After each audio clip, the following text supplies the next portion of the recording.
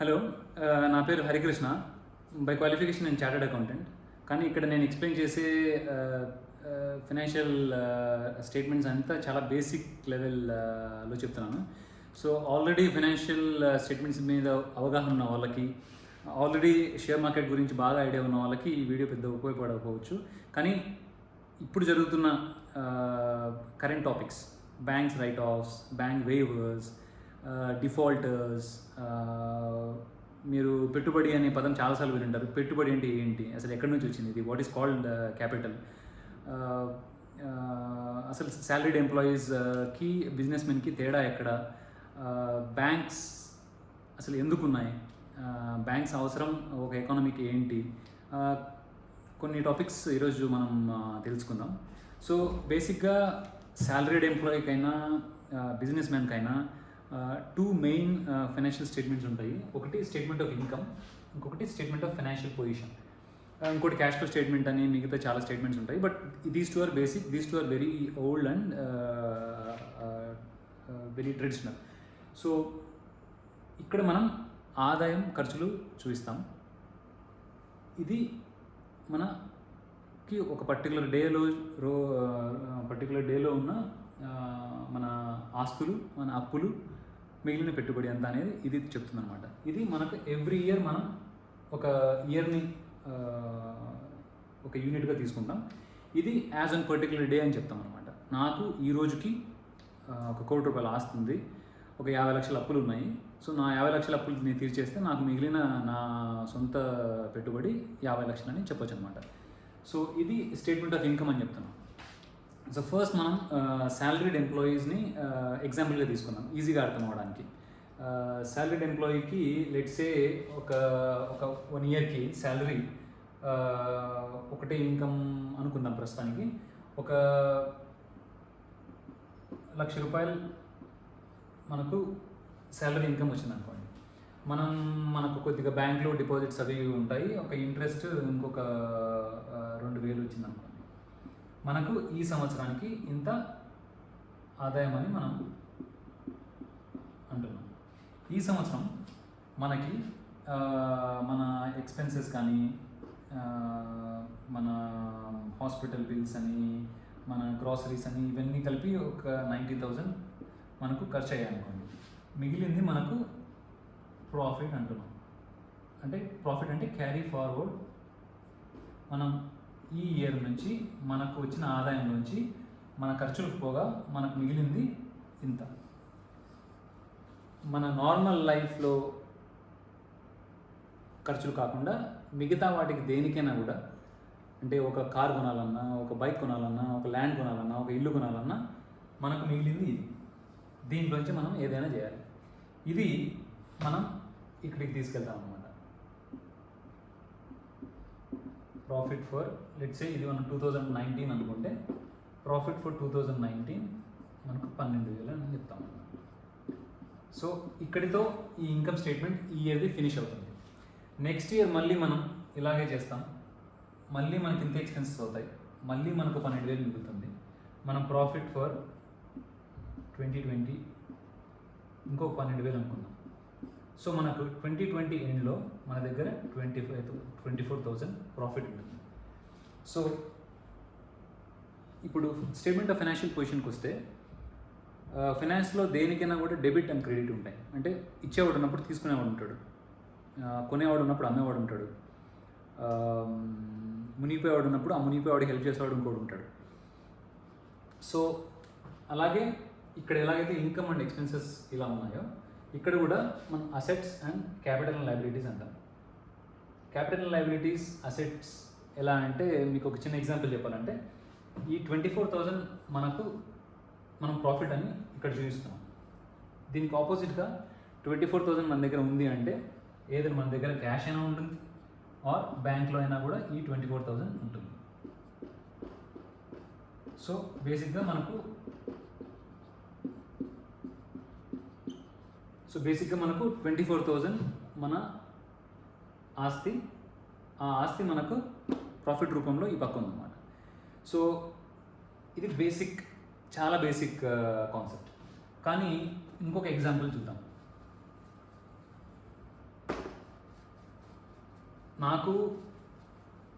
నేను salaried employee కాదు, కానీ లెట్స్ సే నేను ఒక రైతు.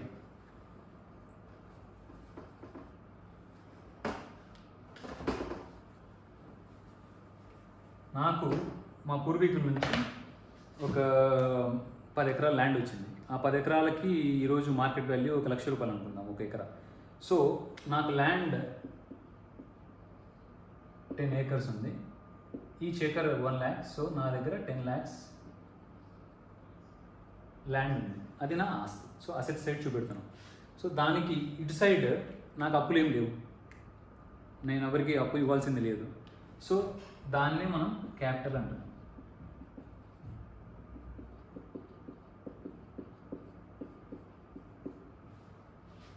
సో ఈ క్యాపిటల్కి ఒక పెద్ద చరిత్ర ఉంది. ఈ క్యాపిటల్ పేరు మీదనే కార్ల్ మార్క్స్ చాలా బుక్స్ రాశాడు. ప్రపంచం మొత్తం నడిచేది దీనివల్ల. ఇండియాలో కూడా తరతరాలుగా ట్రాన్స్ఫర్ అవుతూ వస్తున్న ల్యాండ్ కానీ ప్రాపర్టీస్ కానీ ఇవన్నీ నా కష్టం లేకుండా నా పూర్వీకుల నుంచి నాకు ఏదో వస్తుంది, దాన్ని పెట్టుబడిగా పెట్టి నేను వ్యాపారం చేస్తున్నాను. సో ఈ పెట్టుబడి అనేది చాలా కొంతమంది చేతిలోనే ఉంది కాబట్టి దీని గురించి చర్చ ఎక్కువ నడుస్తూ ఉంటుంది అన్నమాట. సో ఇప్పుడు ఈ ఫార్మర్ ఎగ్జాంపుల్ తీసుకుంటే ఈ ల్యాండ్లో నాకు ఎవ్రీ ఇయర్ కొంత రెవెన్యూ వస్తుంది. అగ్రికల్చర్ రెవెన్యూ అనండి, నేను దాంట్లో ఏమైనా చేసి కానివ్వండి, నాకు ఒక 2 lakhs రాబడి వచ్చింది, ఆదాయం వచ్చింది. ఆ 2 lakhsలో నాకు 1 lakh ఖర్చు అయింది, ఆర్ 1,50,000 ఖర్చు అయింది. నాకు ఒక 50,000 మిగిలింది. ఈ 50,000 తీసుకెళ్ళి నేను దీనికి కలుపుతాను అన్నమాట. సేమ్ ఇందాక మనం ఎగ్జాంపుల్ చెప్పుకున్నాం కదా, ఇయర్ ఆన్ ఇయర్ నేను ఈ 50,000 కలుపుకుంటూ ఉంటాను. ఈ 50,000ని నేను ఏదో క్యాష్ రూపంలో ఉంచుకుంటాను, ఆర్ బ్యాంక్లో ఉంచుతాను, ఆర్ నేను ఎవరికైనా అప్పు ఇస్తాను.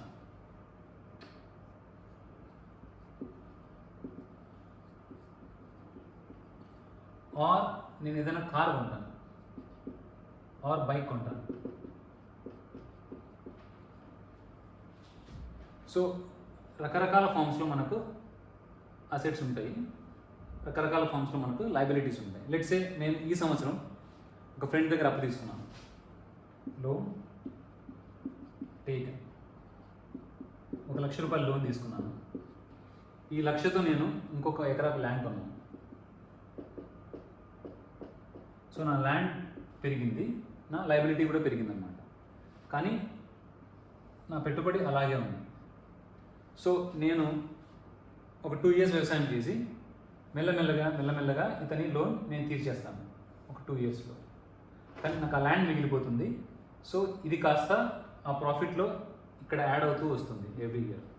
సో నా క్యాపిటల్ పెరుగుతూ ఉంటుంది అన్నమాట. సో ఈ క్యాపిటల్ ఎందుకు ఇంపార్టెంట్ అంటే, ఇప్పుడు మనం సో ఈ బేసిక్ కాన్సెప్ట్స్ అర్థం చేసుకుంటే మనకు why salaried employee remains as, అంటే సాలరీడ్ ఎంప్లాయీ ఎందుకు సాలరీడ్ ఎంప్లాయీగానే మిగిలిపోతాడు, ఎందుకు ఎంటర్ప్రెన్యూర్ చాలామంది కాలేరు అనే దానికి ఎగ్జాంపుల్ ఏంటంటే,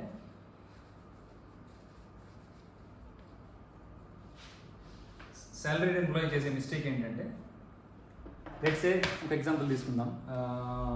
ఒక పూర్ గై బాగా చదువుకొని మంచి సాఫ్ట్వేర్ ఎంప్లాయీగా ఉన్నాడు. సో నెలకు ఒక 2 lakhs ఇన్కమ్ వస్తుంది తనకి. సో 1 yearకి తనకు ఇన్కమ్ 24 lakhs వస్తుంది అనమాట. తను ఏం చేస్తాడు, సేవింగ్స్ మెంటాలిటీ కొంచెం తగ్గిపోయింది కాబట్టి ఇప్పుడు తను ఫుడ్కి, తనకి మిగతా వాటికి విపరీతంగా ఎక్స్పెన్సెస్ పెట్టడం వల్ల లెట్స్ సే ఒక 15 lakhs తను ఖర్చు పెట్టేసాను అనుకో. ఇప్పుడు చాలామందికి ఓన్ హౌస్ అనే ఒక రాంగ్ కాన్సెప్ట్ మైండ్లోకి వెళ్ళిపోతుంది అనమాట. ఒక 24, 25, 26 yearsకి పెళ్లి చేసుకోవాలి, ఒక 30 yearsకి సొంత ఇల్లు కొనాలి. ఆ సొంత ఇల్లు ఎలా అయినా కొనాలి. సో బేసిక్గా ఎలా అయినా కొనాలి అన్నప్పుడు మనకి ఏమొస్తుందంటే బ్యాంక్ లోన్ వస్తుంది. సో మనం ఎవ్రీ ఇయర్ అంతవరకు కొంత మనీ సేవ్ చేసుకున్నాం అనుకోండి, అది మనకు క్యాపిటల్ రూపంలో మన దగ్గర ఒక 5 lakhs ఉంది. అదే మనం బ్యాంక్ ఆ 5 lakhs మన దగ్గర ఉంది. ఈ 5 lakhsతో మనం ఏం చేస్తామంటే చాలామంది ఏం చేస్తున్నారంటే బ్యాంక్ లోన్ తీసుకొని ఇల్లు కొంటున్నారు. ఆ బ్యాంక్ లోన్ తీసుకొని ఇల్లు కొన్నప్పుడు ఏమవుతుంది, మనం ఇల్లు ఒక 30 lakhs పెట్టి కొందాము. ఈ 30 lakhs బ్యాంక్ లోన్లో మనకి బ్యాంక్ దాదాపు 75% to 80% ఇస్తుంది అనమాట. అంటే 20% ఈక్విటీ పెట్టాలి. ఈక్విటీ అంటే your part of the investment, and debt which means bank మనకి ఇచ్చే లోన్. సో అది 75% అనుకున్నాం, 80% అనుకున్నాం. సో మనం ఆ 30 lakhsకి ఇటువైపు ఏదో రావాలి. సో లోన్ 80% అనుకుంటే 24 lakhs, బ్యాలెన్స్ 6 lakhs. మన దగ్గర ఒక 5 lakhs ఆల్రెడీ ఉంది. నేను బయట, ఇది బ్యాంక్ లోన్, నేను ఇంకో ఫ్రెండ్ దగ్గర నుంచి ఒక లోన్ తీసుకున్నాను, ఒక 1 lakh. సో నా దగ్గర ఉన్న క్యాపిటల్ మొత్తం హౌస్ మీద పెట్టాను. నేను బయట ఇంకొక 1 lakh అప్పు తీసుకున్నాను. బ్యాంక్ లోన్ ఒక 24 lakhs తీసుకొని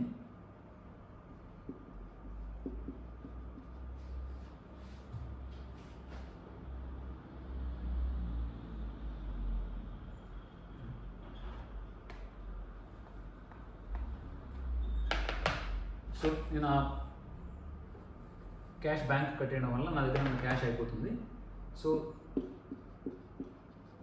30 lakhs హౌస్ మిగులుతుంది. సో ఇలా చేయడం వలన ఎవ్రీ మంత్ ఒక 24 lakhsకి నాకు తెలిసి చాలా చిన్న ఇల్లు వస్తుంది. ఆ 24 lakhsకి నేను ఎవ్రీ మంత్ ఈఎంఐ కడతాను. సో 24 lakhsకి ఈఎంఐ దాదాపు ఐ థింక్ 24,000-25,000 ఉంటుంది, 12% ఇంట్రెస్ట్ వేసుకుంటే. సో ఎవ్రీ మంత్ నేను 24,000 రూపీస్ ఈఎంఐ కడుతూనే ఉంటాను for I think next 20 years. So ఈ లోన్ మెజారిటీ అమౌంట్ లోన్ తీసుకొని ఇల్లు కొనడం వలన నేను యాక్చువల్లీ అసెట్ కాదు కొనేది, I'm buying a liability. So for next 20 years, let's say if I by an apartment, ఆ అపార్ట్మెంట్కి ఎవ్రీ ఇయర్ 12% గ్రోత్ ఉంటే, అంటే రియల్ ఎస్టేట్ మార్కెట్లో అపార్ట్మెంట్స్కి మీరు కట్టే ఇంట్రెస్ట్ 12% బ్యాంక్కి. సో మీరు పెట్టుబడి పెట్టిన మీ ఓన్ ఈక్విటీ దీని మీద ఎంత, నాకు తెలిసి 12% రాలేదు. సో మీ ఫ్రెండ్ ఎక్కువ ఛార్జ్ చేస్తారు మీకు. సో మిగిలిన 6 lakhsకి మీకు ఫర్దర్ డిప్రిషియేషన్ ఉంటుంది మీ అమౌంట్ మీద. So every year real estate market కనీసం 15% కానీ 20% కానీ పెరగకుండా ఉంటే మీరు అసెట్ కాదుకునేది మీరు లయబిలిటీ ఉంటున్నారు. సో చాలామంది ఈ లోన్ ట్రాప్లో పడడానికి, అలాగే కార్, మీరు కార్ 5 lakhs 6 lakhs 10 lakhs పెట్టి కార్ కొంటారు. ఎవ్రీ మంత్ మీరు ఈఎంఐ పే చేస్తారు. సో మీరు ఈఎంఐ పే చేయడం వలన every month let's imagine car EMI and house EMI. ఈ ఈఎంఐలో 2 క్వశ్చన్స్ ఉంటాయి. అగైన్ ఇంట్రెస్ట్ పార్ట్ ఉంటుంది, ప్రిన్సిపల్ పార్ట్ ఉంటుంది. ఇంట్రెస్ట్ పార్ట్ మీకు I think first 5 to 6 years మీకు అసలు ప్రిన్సిపల్ ఏం తగ్గదు మీరు తీసుకున్న లోన్లో. After 5th year, after 6th year మీకు ప్రిన్సిపల్ పార్ట్ తగ్గుతూ వస్తుంది. సో ఫస్ట్ 5 years మీరు ఇంట్రెస్టే పే చేస్తారనమాట. ఆ ఇంట్రెస్ట్ మీకు ఎవ్రీ మంత్ అన్ని ఈఎంఐస్ కలిపి మీరు ఖర్చులన్నీ తగ్గించుకుంటారు. మీరు ఏం మిగతా ఎక్స్పెండిచర్ మీ దగ్గర సఫిషియెంట్ క్యాష్ ఉండదు. సో ఈ 2 ఈఎంఐస్ కలిపి మీకు దాదాపు ఒక 30,000 పర్ మంత్, అంటే దాదాపు 4 lakhs ఇన్స్టాల్మెంట్ దీనికే కడతారనమాట. సో ఎవ్రీ ఇయర్ మీరు 4 lakhs కడితే ఫస్ట్ 5 years దాదాపు 20 lakhs మీరు ఫస్ట్ 5 yearsలో కేవలం ఈఎంఐస్ ఇంట్రెస్ట్ పోర్షన్కే కడతారనమాట. సో మీకు ఆ అసెట్ మీద 20 lakhs అప్రిషియేషన్ లేకుండా ఉంటే మీకు ఈ ఇన్వెస్ట్మెంట్ వేస్ట్ ఇన్వెస్ట్మెంట్. సో దీన్ని ఈఎంఐ ట్రాప్ అంటారు అనమాట. సో ఎక్కడైతే మిడిల్ క్లాస్ ఎక్కువ ఉన్నారో, ఎక్కడైతే ఎక్కువ ఈ ఓన్ హౌస్ సెంటిమెంట్ ఎక్కువ ఉందో అక్కడ బ్యాంక్స్ బాగా ఫ్లరిష్ అవ్వడానికి, రియల్ ఎస్టేట్ బిజినెస్ మెన్ బాగా ఫ్లరిష్ అవ్వడానికి ఈ ఈఎంఐ ట్రాప్ కాన్సెప్ట్ బాగా వర్కౌట్ అవుతుంది అనమాట. సో అలా కాకుండా జస్ట్ లెట్స్ ఇమాజిన్ మీరు హౌస్ కొనలేదు, ఎవ్రీ ఇయర్ మీరు కొంచెం సేవింగ్స్ పెంచుకుంటూ ఎవ్రీ ఇయర్ మీ ఎక్స్పెండిచర్ కొంచెం కంట్రోల్లో పెట్టుకొని మీరు మీ దగ్గర ఉన్న క్యాష్ పెంచుకుంటున్నారు అనుకోండి. Every year let's imagine out of 24 lakhs if you can save at least 6 lakhs.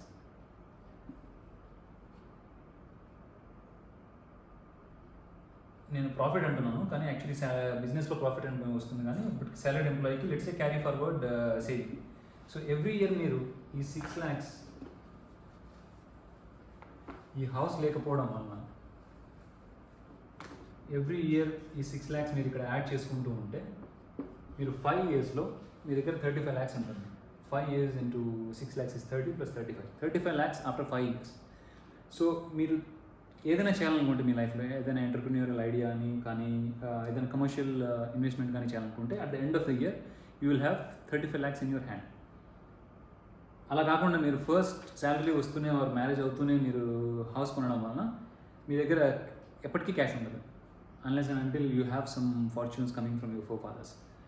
So or ఇంకొకటి ఏం చేయొచ్చు అంటే ఈ కాన్సెప్ట్ అంతా మీకు రాబర్ట్ కియోసాకి బుక్లో ఉంటుంది. Rich Dad Poor Dad book అంతా కూడా చెప్పింది కేవలం 2 lines. Don't fall into EMI trap and save cash for your future investments. So మీ దగ్గర క్యాష్ లేకుంటే మీరు ఏమీ చేయలేరు. Then you go to the banks ఎలా లోన్స్ ఇస్తాయి, బ్యాంక్స్ లోన్ ప్రాసెసింగ్ ఎలా ఉంటుంది అనే కాన్సెప్ట్ వచ్చినప్పుడు మీకు ఈ క్యాష్ అవసరం ఏంటి అనేది, ఈ క్యాపిటల్ అవసరం ఏంటి అనేది మీకు తెలుస్తుంది. So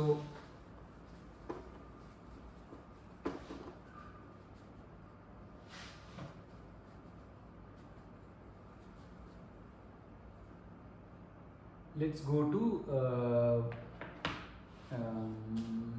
how banks give loans. So ఇప్పుడు మీరు బిజినెస్ చేయాలనుకుంటున్నారు. మీరు బిజినెస్ చేయాలనుకుంటే మీకు లెట్స్ సే ఒక పౌల్ట్రీ బిజినెస్ అనుకోండి, ఆర్ హోటల్ బిజినెస్ అనుకోండి, రెస్టారెంట్ బిజినెస్ అనుకోండి. సో రెస్టారెంట్ బిజినెస్లో మీరు ఏదైనా బ్యాంక్ దగ్గరికి వెళ్ళి నేను ఒక రెస్టారెంట్ ఇద్దాం అనుకుంటాను, ఆ రెస్టారెంట్ బిజినెస్కి నాకు క్యాపిటల్ ఎక్స్పెండిచర్ అంటే ఆ బిల్డింగ్ రెడీ చేయడానికి, ఆ చైర్స్కి, బెంచెస్కి, కిచెన్ ఎక్విప్మెంట్కి, వీటన్నిటికీ నాకు ఒక 50 lakhs ఖర్చు అవుతుంది అనుకుంటాను. ఆ 50 lakhs నాకు కావాల్సిన క్యాపిటల్ ఎక్స్పెండిచర్. సో ఎక్స్పెండిచర్లో మళ్ళీ 2 parts ఉంటాయి, capex and opex. Capital expenditure, operational expenditure. Capital expenditure అంటే what you invest one time and which gives yields for the next 10 or 20 years. అంటే మీరు ఈరోజు కార్ కొన్నారు, నెక్స్ట్ 20 years దాన్ని మీరు వాడుకుంటున్నారు, ఆర్ మీరు కార్ కొన్నారు, నెక్స్ట్ 20 years దాన్ని రెంట్కి తిప్పారు, ఎవ్రీ ఇయర్ మీకు ఇన్కమ్ వస్తుంది. సో దాన్ని అలాంటి లాంగ్ టర్మ్ ఎక్స్పెండిచర్ని క్యాపిటల్ ఎక్స్పెండిచర్ అంటారు. ఆపెక్స్ అంటే మీరు కార్ కొన్నారు, ఒక డ్రైవర్ని అపాయింట్ చేశారు ఆ కార్ నడవడానికి, ఆ డ్రైవర్ శాలరీ ఆపరేషన్ ఎక్స్పెండిచర్, ఎందుకంటే every month you have to pay. So నేను ఇందాక చెప్పిన కాన్సెప్ట్లో ఈ మధ్య చాలామంది ఏం చేస్తున్నారంటే కార్స్ కొని ఊబర్స్కి, ఓలాస్కి రెంట్కి ఇస్తున్నారు అనమాట. సో అలాంటి కాన్సెప్ట్ అయినా మీకు ఎవ్రీ మంత్ మీకు రెవెన్యూ జనరేట్ అవుతుంది. Instead of buying a house or instead of buying a car which you don't need, మీరు ఒక కార్ కొని దాన్ని ఓలాలో ఇచ్చేస్తే, ఒక డ్రైవర్ని అపాయింట్ చేసి దాన్ని ఓలాలో నడిపితే మీకు every year you will get మీ ఈఎంఐ పోను మీకు ఇంకా క్యాష్ మీ చేతిలో మిగులుతుంది. So don't fall in to EMI traps. So coming back to this example, మీరు రెస్టారెంట్ బిజినెస్కి మీకు ఒక 50 lakhs క్యాపిటల్ ఎక్స్పెండిచర్ అవసరం. అండ్ ఒకసారి మీరు రెస్టారెంట్ రెడీ చేసి, కిచెన్ రెడీ చేసి, ఎంప్లాయీస్ అన్ని తీసుకొని వాళ్ళని రన్ చేయడానికి మీకు మళ్ళీ ఇంకొక ఆపరేషనల్ ఎక్స్పెండిచర్ అవసరం. So operational expenditure every year let's imagine you need another 10 lakhs. So మీకు 60 lakhs లోన్ కావాలి. సో ఈ ఆపరేషనల్ ఎక్స్పెండిచర్ మీద లోన్ రావడం కొద్దిగా కష్టం కావచ్చు, బట్ క్యాపిటల్ ఎక్స్పెండిచర్ మీద మీకు లోన్ బ్యాంక్ ఇవ్వడానికి హై ఛాన్సెస్ ఉంది. చాలా బిజినెసెస్లో ఆపరేషనల్ ఎక్స్పెండిచర్ కూడా లోన్ ఇస్తారనమాట, based on the working capital, based on the inventory and receivable support.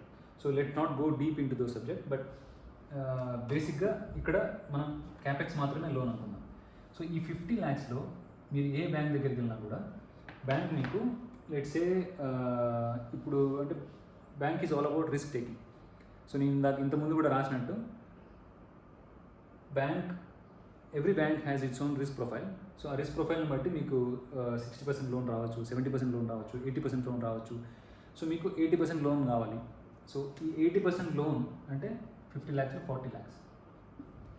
So bank has to give you a loan of 40 lakhs and you need to put equity. అంటే మీరు equity 10 lakhs పెట్టాలి. 10 lakhs అంటే pure equity, మీరు cash పెట్టాలి. So ఈ 40 lakhs మీకు loan రావడానికి బ్యాంక్కి మీరు మార్ట్గేజ్ ఇవ్వాలి. అంటే మీ దగ్గర ఉన్న ఏదైనా అసెట్, కమర్షియల్ ల్యాండ్ కానీ, అగ్రికల్చర్ ల్యాండ్ తీసుకోవట్లేదు మధ్యన, సో కమర్షియల్ ల్యాండ్ కానీ, కమర్షియల్ బిల్డింగ్ కానీ, ఆర్ మీ దగ్గర ఏదైనా డిపాజిట్స్ ఉంటే డిపాజిట్స్ కానీ, ఏదో ఒకటి ఈ 40 lakhs కవరేజ్కి మీరు మార్ట్గేజ్ ఇవ్వాలి. అంటే మీ ఆస్తులు తనఖా పెట్టాలి బ్యాంక్ దగ్గర. సో ఈ ఆస్తులు ఎలా వస్తాయి? ఏదర్ ఇలాంటి బిజినెస్లు చేసి ఇంతకుముందు చెప్పుకున్నట్టు you have to have some capital,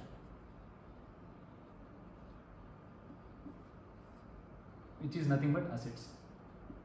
so మీకున్న ల్యాండ్ కానీ బిల్డింగ్ కానీ వాట్ ఎవర్, మీ దగ్గర ఒక 50 lakhs అసెట్స్ ఉన్నాయనుకోండి, దాన్నే మనం క్యాపిటల్ అంటాం.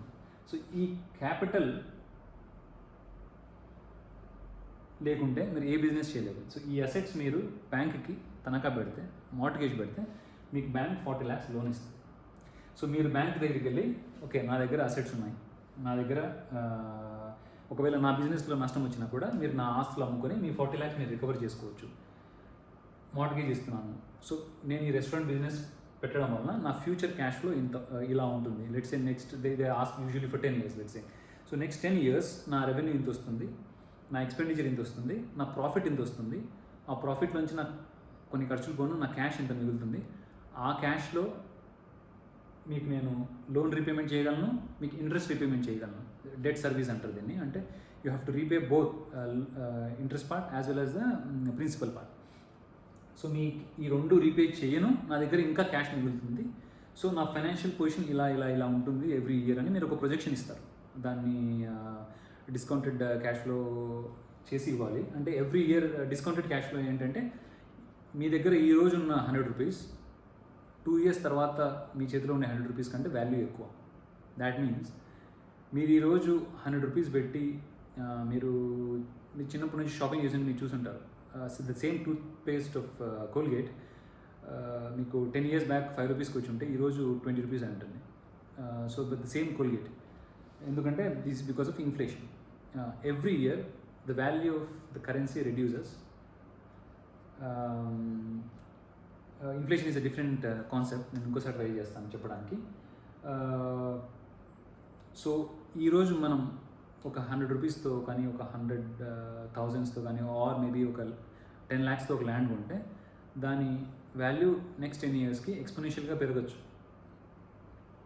ఆర్ ఏదైనా కానీ మీరు ఏ వస్తువు తీసుకున్నా కూడా దాని వాల్యూ ఎవ్రీ ఇయర్ పెరుగుతూనే ఉంటుంది. Have to pay more and more and more and more. So అందుకని ఆ ఇన్ఫ్లేషన్ పర్సెంటేజ్ ఏదైతే ఉందో మన ఇండియాలో దాదాపు 5 to 6%, 10% డిఫరెంట్ కంట్రీస్లో డిఫరెంట్ ఇన్ఫ్లేషన్ ఉంటుంది. సో ఆ ఇన్ఫ్లేషన్ రేట్తో నేను నా ఫ్యూచర్ క్యాష్లోని డిస్కౌంట్ చేస్తాను. ఆ డిస్కౌంట్ చేసిన క్యాష్లో should be sufficient to repay interest and the instalment, the interest and the principal repayment to the bank. So ఇలా నాకు ప్రాఫిట్ వస్తుంది, ఆ క్యాష్లోంచి నేను మీకు 2 రీపే చేయగలనని మనము ప్రొజెక్షన్స్ ఇస్తాం. ఆ ప్రొజెక్షన్స్ బ్యాంక్ దగ్గరికి వెళ్తాయి. బ్యాంక్లో లిమిట్స్ ఉంటాయి. అంటే certain limit regional office, certain limit zonal office, certain limit head office ఇలా ఉంటాయి అన్నమాట. So based on their assessment they will come. వాళ్ళు ఒక వాల్యూర్ని అపాయింట్ చేస్తారు. మీరు మీ ఆస్తులు 50 lakhs అని చెప్తున్నారు, అసలు ఈ 50 lakhs వర్త్ ఉందా? మీరు ఒక కమర్షియల్ బిల్డింగ్ చూపించారు వాళ్ళకి, ఈ కమర్షియల్ బిల్డింగ్కి 50 lakhs వర్త్ ఉందా ఈరోజు అని ఆ వాల్యూర్ వస్తుంది అనమాట. సో బ్యాంక్ లోన్స్లో ఎక్కడ తప్పులు జరగడానికి అవకాశం ఉందంటే, if I'm able to manage, అంటే నాకు వచ్చిన వాల్యూర్ని నేను మేనేజ్ చేయగలిగితే నాకున్న 50 lakhs అసెట్ని అతను 80 lakhs చూపించవచ్చు. నేను మేనేజ్ చేయలేకపోతే అతను 40 lakhs చూపించవచ్చు. సో వాల్యూర్ని మేనేజ్ చేసుకోవడం బట్టి ఉంటుంది అనమాట. ఆర్ అసలు ఆ కమర్షియల్ బిల్డింగ్ నాది కానే కాదు, నేను ఏదో ఫేక్ డాక్యుమెంట్స్ క్రియేట్ చేశాను, ఆ ఫేక్ డాక్యుమెంట్స్ బ్యాంక్ సబ్మిట్ చేశాను. బ్యాంక్ ఒక లాయర్ ఉంటాడు అనమాట. ఆ లాయర్ మనం సబ్మిట్ చేసిన బ్యాంక్స్ చెక్ చేస్తాడు. సో నేను లాయర్ని మేనేజ్ చేయగలిగాను, వాల్యూర్ని మేనేజ్ చేయగలిగాను. సో చెక్స్ అండ్ బ్యాలెన్సెస్ లేకపోవడం వలన ఇండియాలో ఎవరి ల్యాండ్ ఎవరి దగ్గర ఉంది, ఒకటే piece of land 10 members can register on 10 different registration offices. అంత పూర్గా ఉంటుంది మన దగ్గర సిస్టమ్. సో ఆ ఫేక్ డాక్యుమెంట్స్ పెట్టడం వలన నేను బ్యాంక్ మేనేజ్ చేయగలిగితే నాకు ఆ లోన్ వస్తే రేపొద్దు నేను లోన్ డిఫాల్ట్ చేసినప్పుడు ఆ బ్యాంక్ ఆ లోన్ని ఆ అసెట్ని అమ్మాలనుకున్నప్పుడు అసలు నా అసెట్ కానే కాదు అది. So the bank gets a default. So ఆ సబ్జెక్ట్కి తర్వాత వెళ్దాం. సో నాకు నా అసెట్ వాల్యూర్ వచ్చాడు, లాయర్ డాక్యుమెంట్స్ చెక్ చేశాడు, నా డాక్యుమెంట్స్ ఏం తెలిసాయి, వాల్యూర్ కూడా వాల్యూర్ 50 lakhs ఇది వర్త్ అని వాల్యూ చేశాడు. సో బ్యాంక్ నాకు, నేను 10 lakhs పెడితే బ్యాంక్ నాకు 40 lakhs లోన్స్ ఇస్తాయి అన్నమాట. సో ఎవ్రీ ఇయర్ నేను బిజినెస్ చేసి, సో నాకు తర్వాత రెవెన్యూ వస్తుంది, నాకు ఎక్స్పెన్సెస్ ఉంటాయి. సో మిగిలిపోయిన ప్రాఫిట్లోంచి నేను ఆ ప్రాఫిట్ని ఇక్కడికి తీసుకెళ్తాను, నాకు క్యాష్ వస్తుంది. So every year I reduce my loan and I continue to repay the bank. So sustainable మోడల్లో నేను ఒక నెక్స్ట్ 5 yearsలో కానీ 6 yearsలో కానీ బ్యాంక్ లోన్ మొత్తం తీర్చేసి నా అసెట్ బేస్ని పెంచుకుంటాను. సో ఒకసారి మీ హోటల్ పెట్టానంటే నాకు ఒక అసెట్ క్రియేట్ అయి ఉంటుంది పక్క. సో ఆ అసెట్ నేను ఈ లోన్ రీపే చేసినప్పుడు నాకు అసెట్ మిగిలిపోతుంది. సో నా క్యాపిటల్ 50 కాకుండా 70 80 అవుతుంది అన్నమాట. సో అలాగా క్యాపిటల్ పెరుగుతూ ఉంటుంది. అసలు ఏదైనా వ్యాపారం మొదలు పెట్టడానికి ఈ క్యాపిటలే లేకుంటే, దట్ మీన్స్ ఈ అసెట్సే లేకుంటే నేను వ్యాపారం ఎప్పటికీ మొదలు పెట్టలేను. సో స్టార్టప్స్ అని ఈ మధ్యన కాన్సెప్ట్ ఎందుకు వచ్చిందంటే, స్టార్టప్కి ఈ రెస్ట్రిక్షన్స్ ఉండవన్నమాట. నువ్వు క్యాపిటల్ తేవాలి, నువ్వు నీ దగ్గర పెట్టుబడి ఉండాలి. సో ఎవరో ఒక వెంచర్ క్యాపిటలిస్ట్ వచ్చి, ఓకే నీ దగ్గర ఒక ఐడియా ఉంది, నీ ఐడియా నాకు నచ్చింది, నీ దగ్గర క్యాపిటల్ లేదు, నీ దగ్గర ఐడియా ఉంది, సో నేను పెట్టుబడి పెడతాను, నీ ఐడియాతో వర్క్ చేద్దాం, ప్రాఫిట్లో 50-50 తీసుకుందామని ఇప్పుడు ఈ కాన్సెప్ట్స్ వస్తున్నాయి అనమాట. కానీ ఇంతకుముందు ఈ కాన్సెప్ట్స్ లేవు. సో అందుకే పెట్టుబడి పెడితే రాజ్యం. సో ఈ పెట్టుబడి చాలా తక్కువ మంది దగ్గర ఉండడం చేత ఒకసారి ఒక బిజినెస్ చేసిన వాడే మల్టిపుల్ బిజినెసెస్లో చేయడానికి అవకాశం ఉంది. అండ్ ఈ పెట్టుబడి లేకపోవడం చేత మీకు ఎన్ని ఐడియాలు ఉన్నా కూడా మీకు బ్యాంక్ లోన్స్ కానీ వేరే ఏ లోన్స్ కానీ రావడానికి అవకాశం చాలా తక్కువ. So let's go to the bank defaults. So ఈ కాన్సెప్ట్ ఏ బ్యాంక్ అయినా ఏ లోన్కైనా ఎవరికైనా సేమ్ కాన్సెప్ట్. సో ఇండివిజువల్ లెవెల్లో అయితే నేను నా ఇన్కమ్ స్టేట్మెంట్ ఇస్తాను, నా ఇన్కమ్ ట్యాక్స్ రిటర్న్స్ ఇస్తాను, బ్యాంక్స్ వాల్యూర్ని అపాయింట్ చేస్తాయి, లాయర్ డాక్యుమెంట్స్ చెక్ చేస్తాడు. హౌసింగ్ లోన్కి చాలా ఈజీగా ఉంటుంది, ఎందుకంటే నేను ఆ లోన్ తీసుకొని ఆ ఇల్లే ఉంటున్నాను కాబట్టి ఆ ఇల్లే నేను మార్ట్గేజ్ చేసి హౌసింగ్ లోన్ తీసుకుంటాను. కార్కైనా కూడా అంతే, కార్ మార్ట్గేజ్గా ఉంటుంది బ్యాంక్లో. సో మనం ఆ కార్ అమ్మడానికి ఉండదు అనమాట మార్ట్గేజ్ లోన్ రీపే చేసేంత వరకు. సో ఇప్పుడు పెద్ద పెద్ద వాళ్ళకి ఏమవుతుందంటే, ఇప్పుడు అంబానీ లాంటి వాళ్ళకి, అదానీ లాంటి వాళ్ళకి, ఆర్ మాల్యా లాంటి వాళ్ళకి నాలాంటి చార్టెడ్ అకౌంటెంట్స్ 100 మంది ఉంటారు అనమాట. సో 100 మంది కూర్చొని ఫైనాన్షియల్ ప్రొజెక్షన్స్ బ్యాంక్కి సబ్మిట్ చేస్తారు. వాళ్ళకు చాలా అసెట్స్ ఉంటాయి, సో అసెట్స్ సెక్యూరిటీ ఇస్తారు, సో వాళ్ళకలా లోన్స్ వస్తాయి. ఇక్కడ మనం బాగా గుర్తుపెట్టుకోవాల్సింది ఏంటంటే, బ్యాంక్స్ లోన్స్ డిఫాల్ట్ అవ్వడానికి చాలా రీజన్స్ ఉంటాయి. కొన్ని జెన్యూన్ రీజన్స్ ఉంటాయి, కొన్ని నాన్ జెన్యూన్ రీజన్స్ ఉంటాయి. నాన్ జెన్యూన్ రీజన్స్ ఏంటంటే, ఇందాక చెప్పినట్టు వాల్యూని మేనేజ్ చేయడం, లాయర్ని మేనేజ్ చేయడం, ఈ బిజినెస్లో వచ్చిన క్యాష్ని పర్సనల్ యూస్కి వాడుకోవడం, ఆర్ ఒక బిజినెస్లో నుంచి, ఇప్పుడు లెట్సే టాటా వాళ్ళకి ఒక 100 బిజినెస్లు ఉంటాయి. సో ఒక బిజినెస్లో నుంచి వచ్చిన క్యాష్ ఇంకో బిజినెస్లో వాడుకోవడం, ఒక బిజినెస్ని ముంచేయడం, ఇలాంటివి non genuine reasons. Genuine reasons ఏంటంటే, లెట్స్ ఇమాజిన్ నేను లాస్ట్ ఇయర్ లోన్ తీసుకున్నాను రెస్టారెంట్ పెట్టడానికి, నేను ఫైనాన్షియల్ ప్రొజెక్షన్స్ ఇచ్చాను బ్యాంక్కి, సడన్గా కోవిడ్ వచ్చింది. ఈ కోవిడ్ వలన నా రెస్టారెంట్ బిజినెస్ మూసేసాను. సో ఇప్పుడు నాకు ఈ ఇయర్ రెవెన్యూ లేదు, ఒక 3 months 4 months నాకు రెవెన్యూ లేదు. At the same time revenue లేకపోవడం వల్ల నేను ఎవరి శాలరీస్ ఇవ్వలేను. ఒకవేళ శాలరీస్ ఇవ్వాల్సి వస్తే నేను బయట అప్పులు చేసి శాలరీస్ ఇవ్వాల్సి వస్తుంది. సో నాకు ఇన్స్టెడ్ ఆఫ్ ప్రాఫిట్ నాకు లాస్ వస్తుంది అనమాట. ఆర్ నా దగ్గర ఆల్రెడీ ఉన్న క్యాష్ కరిగిపోతుంది. సో నేను మళ్ళీ బ్యాంక్ దగ్గరికి వెళ్తాను, నేను ఈ 4 months నా బిజినెస్ జరగలేదు, నాకు నా ఫైనాన్షియల్ ప్రొజెక్ట్స్ నేను ఏవైతే ఇచ్చానో అవి రాంగ్ అవుతున్నాయి, సో నాకు ఏదర్ మీరు లోన్ ఎక్స్టెండ్ చేయండి ఆర్ ఒక 6 months మానిటరింగ్ ఇవ్వండి, అంటే నేను 6 months మీకు ఇన్స్టాల్మెంట్ ఏమీ కట్టలేను, ఆర్ మీరు 12% ఇంట్రెస్ట్ కాకుండా 11% ఇంట్రెస్ట్ తగ్గించండి, ఆర్ 50 lakhs లోన్ అమౌంట్లో మీరు ఇన్స్టెడ్ ఆఫ్ 10 years నాకు 2 years ఎక్స్టెన్షన్ ఇవ్వండి అని రకరకాల నెగోషియేషన్స్ చేసుకుంటాను. ఇఫ్ బ్యాంక్స్ డీమ్స్ ఫిట్, అంటే బ్యాంక్స్ నేను చెప్పే లాజిక్ వాళ్ళకి అర్థమైతే, వాళ్ళు అర్థం చేసుకోగలిగితే, వాళ్ళ హెడ్ ఆఫీస్ ఒప్పుకుంటే నాకు ఆ రిలీఫ్ అంతా వస్తుందన్నమాట. Or let's take case of Vijay Mallya or Mehul Choksi or whoever it is, default ఏదైతే మనం విల్ఫుల్ డిఫాల్టర్స్ అంటున్నామో, వాళ్ళు ఏంటంటే ఈ లగ్జరీ గుడ్ బిజినెసెస్, పర్టికులర్లీ మీకు కింగ్ఫిషర్ ఎయిర్లైన్స్ గుర్తుండే ఉంటుంది. కింగ్ఫిషర్ ఎయిర్లైన్స్ రాకముందు పరిస్థితి వేరు, కింగ్ఫిషర్ వచ్చిన తర్వాత పరిస్థితి వేరు. కింగ్ఫిషర్లోనే ఫస్ట్ టైం మనకు మర్చండైజ్ ఇవ్వడం కానీ, పెన్స్ కానీ, క్యాప్స్ అని రకరకాలు ఇంట్రడ్యూస్ చేశారనమాట. సో కింగ్ఫిషర్ ఎయిర్లైన్స్ ఫెయిల్యూర్ అయినా కూడా ఎయిర్ప్లేన్ బిజినెస్లో అదొక ట్రెండ్ సెటర్. కానీ ఫెయిల్ అవ్వడానికి చాలా రీజన్స్ ఉన్నాయి. ఒకప్పుడు jet Airways was a champion and now jet Airways is gown. అలాగే చాలా ఎయిర్లైన్స్ వరల్డ్ వైడ్ చాలా ఎయిర్లైన్స్ మునిగిపోయాయి. ఎందుకంటే that business needs expertise and very focused management. So పర్టికులర్గా విజయ్ మాల్యా లైఫ్ స్టైల్, మనం పర్సనల్ లైఫ్ స్టైల్ని బిజినెస్లో మింగిల్ చేసి చూస్తాం కాబట్టి మనకు మాల్యా విలన్ లాగా కనపడతాడు. అలాంటిది అనిల్ అంబానీకి దాదాపు 50,000 crores ఆర్ 60,000 crores అప్పులు ఉన్నాయి. కానీ అనిల్ అంబానీ చాలా లో ప్రొఫైల్ మెయింటైన్ చేస్తాడు కాబట్టి మనకు అనిల్ అంబానీ గురించి పెద్ద తెలియదు. మీరు అలాగే okay, coming back to Mehul Choksi or Nirav Modi, వీళ్ళది luxury goods business. So luxury goods అంటే డైమండ్స్ కానీ, మీరు you must have seen French luxury goods. So luxury గూడ్స్కి ఇప్పుడు ఈ 2 years ఏం బిజినెస్ ఉండదు. అంటే nobody will go and buy a Gucci bag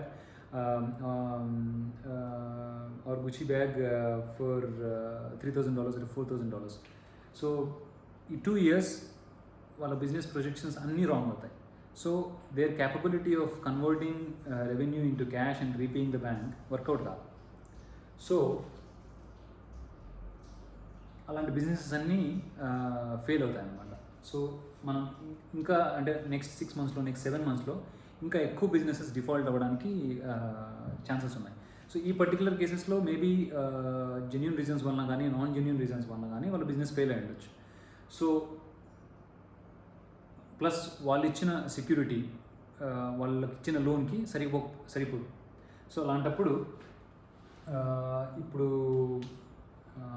let's see the case of banks write of.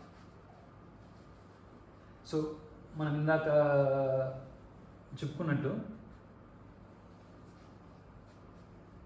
బ్యాంకుకి కూడా బ్యాలెన్స్ షీట్ ఉంటుంది, బ్యాంకుకి కూడా స్టేట్మెంట్ ఆఫ్ ఫైనాన్షియల్ పొజిషన్ ఉంటుంది, బ్యాంకుకి కూడా ఇన్కమ్ స్టేట్మెంట్ ఉంటుంది. సో బ్యాంక్స్, నేను ఇందాక చెప్పినట్టు, banks are in the business of giving loans, not in taking deposits. So మనం బ్యాంక్లో డిపాజిట్ పెడితే మనకు బ్యాంక్ ఇంట్రెస్ట్ ఇవ్వాలని మనం ఎక్స్పెక్ట్ చేస్తాం. కానీ ఆ బ్యాంక్స్ ఇంకొకరికి లోన్ ఇవ్వకుంటే ఆ బ్యాంకుకి రెవెన్యూ ఏమి ఉండదు. సో ఆ బ్యాంకుకి రెవెన్యూ లేనప్పుడు మనం పెట్టిన డిపాజిట్ మీద ఇంట్రెస్ట్ రావడానికి ఛాన్స్ లేదు. So let's say this is bank balance sheet, banks financial position statement. So మనం డిపాజిట్స్ పెడతాం బ్యాంక్ దగ్గర. సో బ్యాంక్ డిపాజిట్స్ ఇక్కడ చూపిస్తుంది. ఎందుకంటే మీరు ఎనీ డే మీరు బ్యాంక్కి వెళ్ళి నా డిపాజిట్ నాకు వెనక్కి ఇవ్వాలి అని అడిగితే వాళ్ళు ఇవ్వాల్సింది. ఎందుకంటే బ్యాంక్కి డిపాజిట్ అనేది లయబిలిటీ. సో మీరు డిపాజిట్స్ ఒక ₹1,00,000 డిపాజిట్ చేశారు. ఈ ₹1,00,000 డిపాజిట్ బ్యాంక్ దగ్గరే పెట్టుకుంటే బ్యాంక్ ఆదాయం ఏం రాదు. సో బ్యాంక్ ఆదాయం రానప్పుడు మీకు కూడా ఆదాయం బ్యాంక్ ఇవ్వలేదు. సో బ్యాంక్ ఏం చేస్తుందంటే ఒక మల్యా లాంటినో, ఒక నీరవ్ మోడీ లాంటినో పట్టుకొని మనకి లోన్ ఇస్తుంది. సో వానికి లోన్ ఇచ్చినప్పుడు ఆ లోన్ మీద బ్యాంక్కి ఇంట్రెస్ట్ వస్తుంది. So bank let's say bank మీకు లోన్ తీసుకున్నప్పుడు 12% ఇంట్రెస్ట్ ఛార్జ్ చేస్తుంది అనుకోండి. సో ఒక 1 yearకి ఆ 1 lakh మీద వాళ్ళకి ₹1,200 ఇన్కమ్ వస్తుంది. దాంట్లోంచి వాళ్ళు మనకి 6.5% 6% అనుకుంటే ₹600 ఇంట్రెస్ట్ పే చేస్తారు. This is interest received, this is interest pay. So మిగిలింది ప్రాఫిట్ అనుకోండి. Simple example. ఈ ప్రాఫిట్ వెళ్ళి మళ్ళీ ఇక్కడ యాడ్ అవుతుంది క్యాపిటల్కి. సో బ్యాంక్ కూడా బ్యాంక్ బిజినెస్ పెట్టినప్పుడు bank has to have a capital. Let's imagine bank has a capital of 10 lakhs. ఈ 10 lakhs bank either will keep with RBI or lend loans to somebody else. Let's imagine they kept this cash with RBI. Or assets ఉండొచ్చు, buildings ఉండొచ్చు,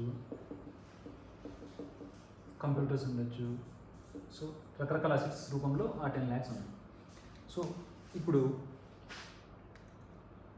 sofa మనకి bank bailing concept లేదు కాబట్టి ఒకవేళ నీరవ్ మోడీ తీసుకున్న ఈ 1 lakh loan ఎగరగొట్టినా కూడా ఆ 1 lakh లోన్ ఏం చేస్తారంటే ఎవ్రీ ఇయర్ ఎస్బీఐ తీసుకుంటే దాదాపు కొన్ని lakhs and crores అమౌంట్లో లోన్స్ ఉంటాయి, lakhs of crores డిపాజిట్స్ ఉంటాయి. So right of and waiver. So right off అంటే ఏం చేస్తారంటే ఈ ప్రాఫిట్లోంచి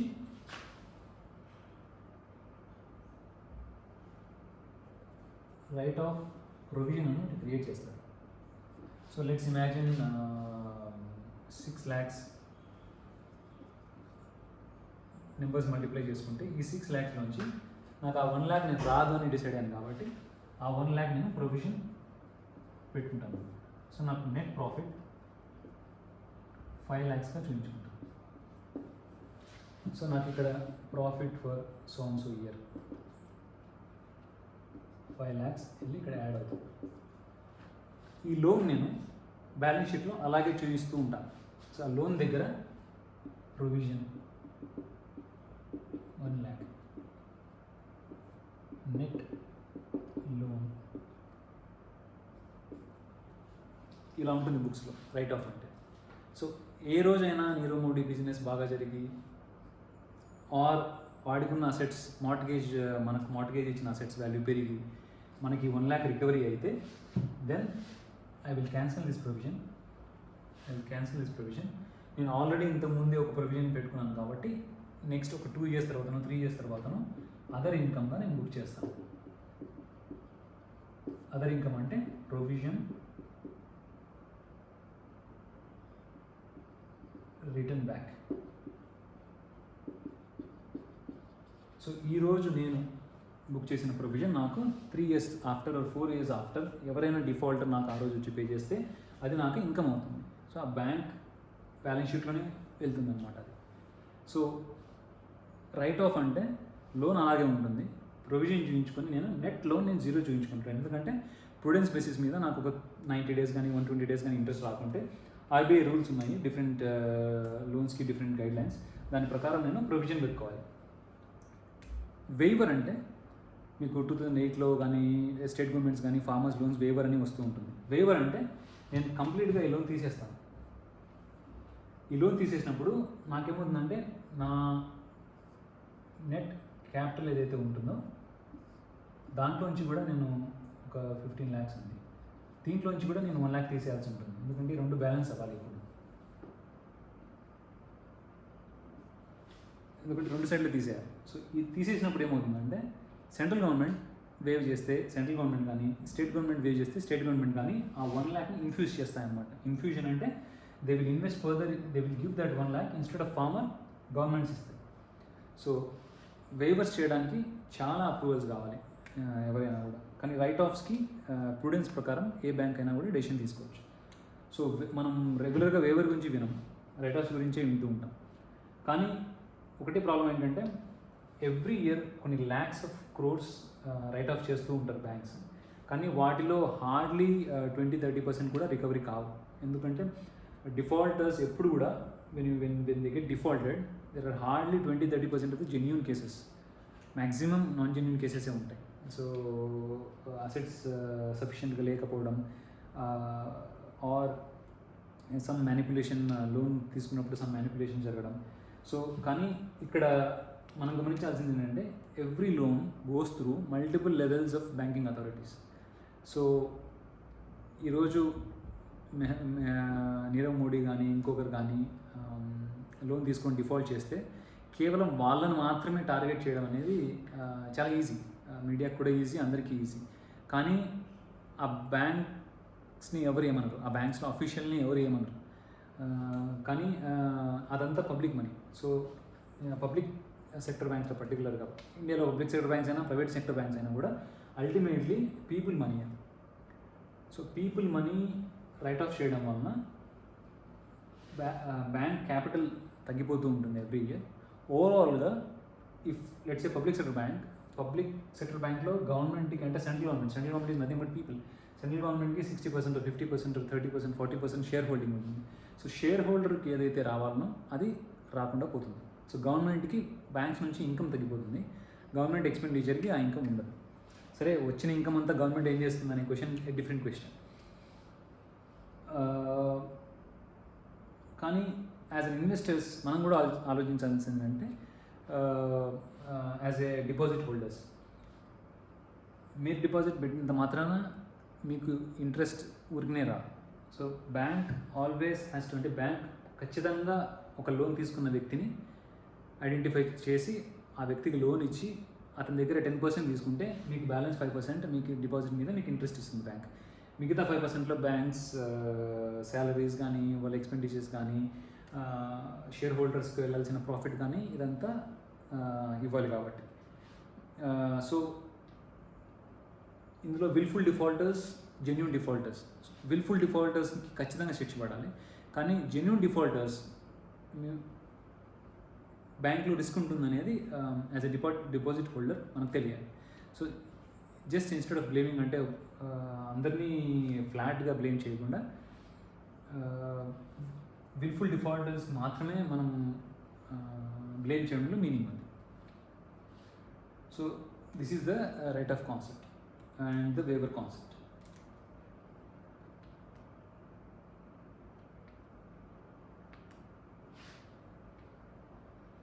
I think we covered more or less a lot of topics.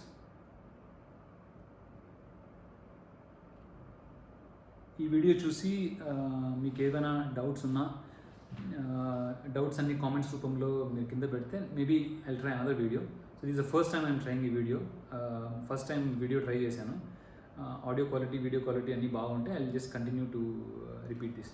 Thank you.